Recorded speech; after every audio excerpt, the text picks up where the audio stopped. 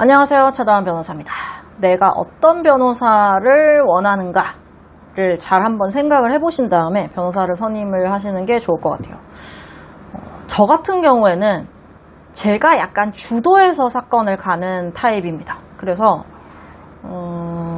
의뢰인이랑 충분히 소통도 하고 어떤 결과가 어떻게 합시다 라는 게 이제 합치가 되면 그렇게 쭉 밀어붙이는 타입이에요. 그래서 그렇게 하기로 했는데 계속 얘기를 바꾼다거나 그냥 자기가 불안하니까 계속 그냥 저를 막 옆에서 흔드는 거죠.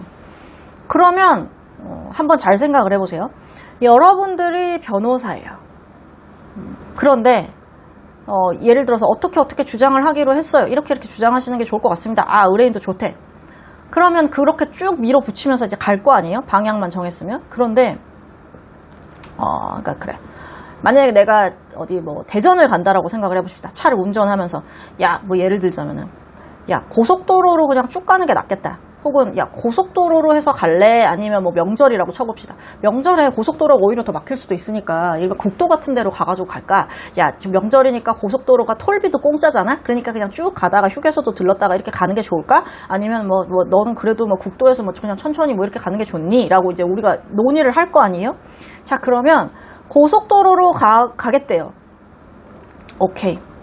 충분히 이런 경우 저런 경우 그래도 우리가 새벽에 출발하는 거면 고속도로가 좋을 것 같은데 오후에 출발하니까 좀 아닌 것 같지 않아? 이런 식으로 쭉 어쨌든 전제를 깔면서 이렇게 얘기를 할 거 아니에요? 자, 그럼 고속도로로 가기로 했어요. 자, 그런데 고속도로로 가기로 했는데 계속 경기도 좀 왔는데 국도로 갈 걸 그랬나? 여기서 국도로 빠져가지고 이렇게 가는 길도 있다던데 이걸 할까라고 하면은 제대로 운전을 할 수가 있을까요? 없을까요? 없죠. 그래서 저는 의뢰인들한테 최대한 한번 결정을 했으면은 그냥 불안해서 하는 얘기는 하지 말라고 하거든요. 왜냐면 그러면은 어떻게 되냐면 진짜로 이건 변호사들도 다 공감을 하는 내용인데 의뢰인이 자꾸 사건에 대해서 입을 대고 처음에 결정 난 거에서 계속 번복을 하잖아요. 자, 계속 자꾸 국도로 가는 게 나을 수도 있겠대. 자기가 어디서 했는데 국도. 그러면 어떻게 돼요? 국도로 갑니다. 왜? 내가 책임이 줄어들잖아요. 그러면 안 됩니다. 고속도로로 가야 됩니다. 라고 하면은 만약에 고속도로로 갔다가 혹시라도 내가 몰랐는데 거기서 사고가 하나 나 있는 게 있네?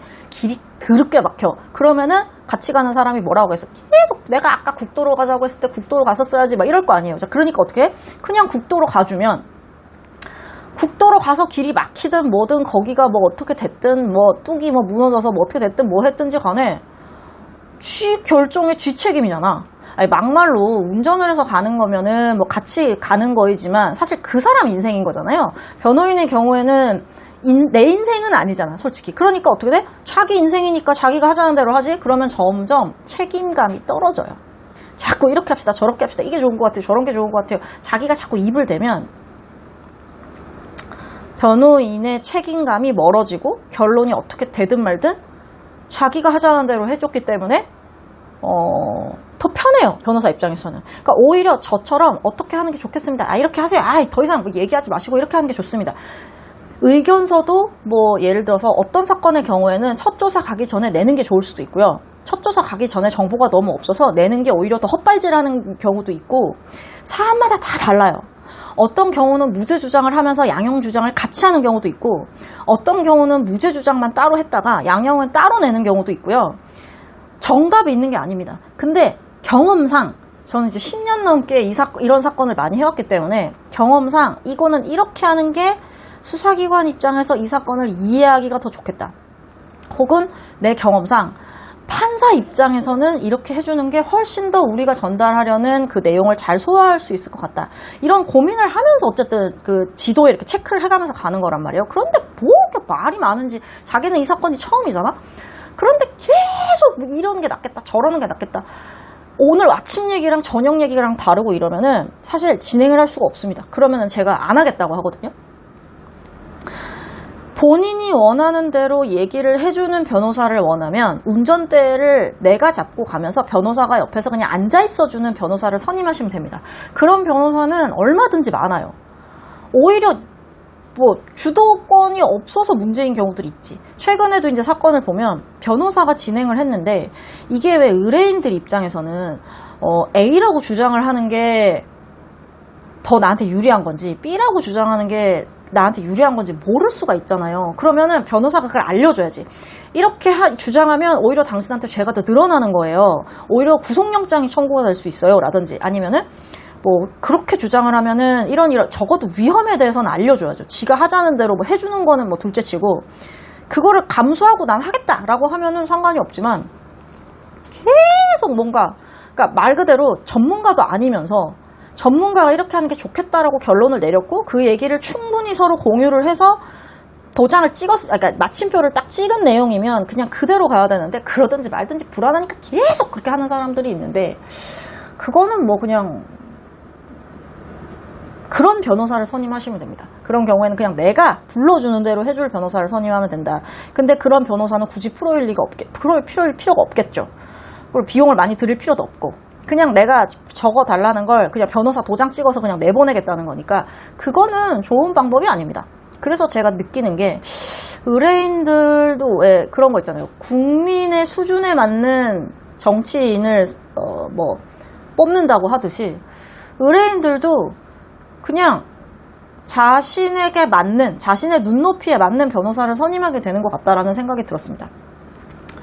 그래서 이제 저 같은 경우에는 의뢰인이 다 뭐 인정을 하고 뭐 그냥 빨리 합의하고 싶다라고 했는데 이거는 아무리 생각해도 무죄를 주장하는 게 맞아요. 그러면 이제 의뢰인한테 막 부탁을 합니다. 이거 무죄 주장하게 해주세요. 뭐 이렇게 약간 운전대를 잡고 가는 사람이니까 제가 이렇고 이런 이유 때문에 그런 거고 이건 이렇게 하는 게 좋겠습니다. 라고 말하면 의뢰인이 그거를 따라주는 거. 물론 불안하겠죠. 자기는 그냥 인정하고 싶은데 왜 자꾸 변호사가 무죄 주장을 하자고 하는지 막 불안해합니다. 그럼 제가 막 설명을 하죠. 걱정하지 마시고 이런 그렇게 걱정이신데 그거는 뭐 전혀 걱정하지 마셔라. 그러면서 제가 이제 판례도 좀 보여드리고 막 이렇게 해서 무죄 주장을 해서 결국 무죄가 나온 판례도 있고 막 그렇단 말이에요. 그러니까 주도적으로 사건을 끌고 가는 변호사가 있고 그렇지 않고 뭐 네가 주장하는 거니까 그냥 네 인생이니까 그냥 네가 해달라는 대로 해줄게 라고 하는 변호사도 있고 그래서 진짜 사건이 더 커지게 하는 변호사들도 있거든요. 내가 그래서 어떤 변호사가 이렇게 주장을 해가지고 사건을 엉망진창을 만들어 놓고 의뢰인의 죄가 최소 2개 이상 더 늘어나는 거 그렇게 해가지고 와가지고 내가 빨리 그냥 변호사를 바꾸시는 게 좋겠다. 이건 거의 뭐 내가 봤을 때는 좀 큰일이야. 당장 영장 치고 막 이럴 것 같아가지고 해가지고 했는데 그 변호사는 어떻게 형사사건을 많이 하는 변호사라고 하면서 그럴 수가 있느냐 했더니 내 변호사인 친구가 뭐라는 줄 알아요? 그렇게 해야 영장이 쳐지니까 그럼 영장 사건 하나 더 수임할 수 있다는 거예요. 물론 그 변호사가 그런 생각을 전문성이 없어서 그랬을 수도 있고 아니면은 내 인생 아니니까 별로 신경 쓰고 싶지 않아서 그랬을 수도 있고 아니면 정말로 얘가 이렇게 해달라고 하는데 얘가 이렇게 해달라고 하는 주장이 얘한테 불리하고 그래서 진짜로 수사기관이 영장을 치면 난 영장 사건 하나 더 수임할 수 있으니까 이런 이해관계 때문에 그랬는지는 모르겠지만 여튼 그런 얘기를 하더라고. 그래서 저보고 너처럼 하면 돈을 못 번다 이래서 그렇구나 역시 영장을 하나 더 수임할 수 있는데 내가 그걸 못한 거구나 라고 생각을 했는데 적어도 사건을 안 하는 사람이면 모르겠는데 어쨌든 이 사람한테 도움이 되게끔 선임을 했으면은 최대한 좋은 결과가 나오게끔 해야 되는 게 맞는 거니까. 그러니까 간혹 그런 주장은 하지 마세요. 이렇게 복잡한 얘기는 하지 마세요. 그러니까 사건을 심플하게 자꾸 만들려고 하거나 그러면 간혹 이제 그거에 대해서 막 얘기를 하잖아요. 뭐 이것도 얘기해야 되고 저것도 얘기해야 되고 자기는 이걸 해야 될 것 같고 저걸 해야 될 것 같고 내가 생각했을 땐 전혀 도움이 안 될 것 같은데 차라리 쪼개서 주장을 하는 게 훨씬 효율적일 것 같은데 막 그렇게 한다? 그러면 뭐 점점 마음이 멀어질 수밖에 없겠죠. 하고 싶은 대로 하세요. 그렇게 하세요. 하지만 마치 그렇게 얘기하면은 내가 하기 싫어서 일을 덜 하려고 한다고 생각을 할 텐데 아니에요. 의견서 하나에 다 때려 넣는 게 오히려 편하지 요 부분 주장했다가 다음 의견서에 한 번 더 정리해가지고 하는 게 더 피곤한 거예요, 변호사는. 근데 어쨌든 의뢰인한테 도움이 되게끔 그렇게 해주려고 하는데 뭐가 뭐 유리한지 뭐한지 모르면서 그냥 뭐 하는 건데 그러니까 본인이 똑똑하다고 생각하는 사람들이 보통 그렇게 합니다. 그러면 굉장히 좋은 의뢰인이 아닌 거죠. 그래서 뭐 그런 경우들도 있고 그렇다. 그래서 과연 내가 원하는 변호사는 뭘까? 나는 내가 충분히 똑똑하고 내가 이 사건 제일 잘 알고 내가 하자는 대로만 해주는 변호사면 된다 라고 하면 과감하게 변호사 비용을 깎으세요. 그러면은 변호사는 그 정도 수준에서 일을 해주고 말 겁니다. 그런데 그게 아니고 되게 적극적으로 이 사람의 전문성을 믿고 해줘야 된다라고 하면은 그만한 비용을 지불을 하는 거고, 변호사 비용 깎으려고 추접스럽게 그런 거는 하지 마시고. 왜냐하면은 이게 의뢰인들이 잘 모르시는데, 변호사가 일을 해주려면 한도 없이 해줄 수 있고요. 일을 안 해주려고 하면 티안하게 진짜 안 할 수도 있어요. 예를 들자면은 수사기관에다가 저희 사무실 같은 경우는 거의 매주 진행사항 확인이나 이런 걸 하는데, 그거를 안 할 수 있어요.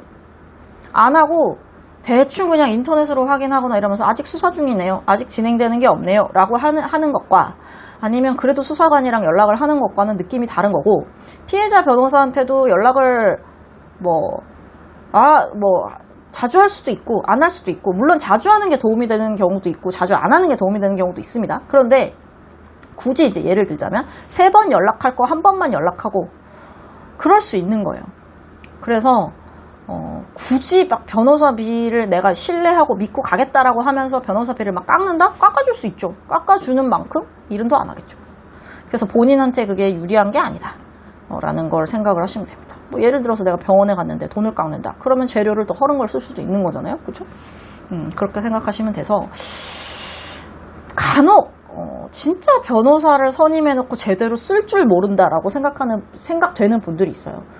정말로 변호사가 일을 잘하게끔 도와주는 의뢰인들도 있고, 그냥 이 사람은 그냥 내가 낮은 수준으로 일을 해줄 수밖에 없게끔 만드는구나 라고 하는 경우들도 있어서, 과연 본인이 어떤 성향인지, 난 너무 똑똑하니까 그냥 내가 불러주는 대로 해주면 된다, 혹은 나는 잘 모르니까 내가 전문성이 있는 사람을 선임해서 하는 게 좋겠다 라던가, 그런 거를 한번 판단을 해보시는 게 좋겠다. 저는 사실 미장원을 가든 병원을 가든 어디를 가든 저는 잘 모르니까 그냥 다 맡겨요. 전혀 토를 달지 않습니다. 왜냐면 내가 모르는 분야니까. 근데 형사사건, 내 의뢰인이 나한테 사건을 맡겼다? 나보다 더 잘할 수는 없잖아요? 나보다 더 잘할 수 없기 때문에 내가 일일이 다 이렇게 해준단 말이에요. 그건 안 하는 게 좋을 것 같습니다. 이거는 이렇게 하는 게 좋을 것 같습니다 라고 제가 코멘트를 하지, 저는 매사에 코멘트를 안 하는 사람이에요. 왜냐면 잘 모르니까. 그걸 인정을 해야 되는데, 의뢰인도 그걸 인정을 해야 됩니다. 나는 이걸 잘 모르니까, 법에 대해서는 잘 모르니까 알아서 해주시겠지 라고 해서 맡기시는 게 오히려 변호사가 춤추면서 일을 더 열심히 할 수 있게끔 하는 거지, 내가 잘 모른다라고 하면 이 변호사가 대충 하지 않을까? 그렇게 신뢰가 안 되는 사람은 애초에 선임을 하면 안 되겠죠. 아무튼 그래서 변호사를 한번 선임했으면 신뢰를 하고 잘 할 수 있게끔 여러 방면으로 잘 하시는 게 중요하다. 그게 본인을 위한 거다 라는 점을 다시 한번 말씀을 드려봅니다.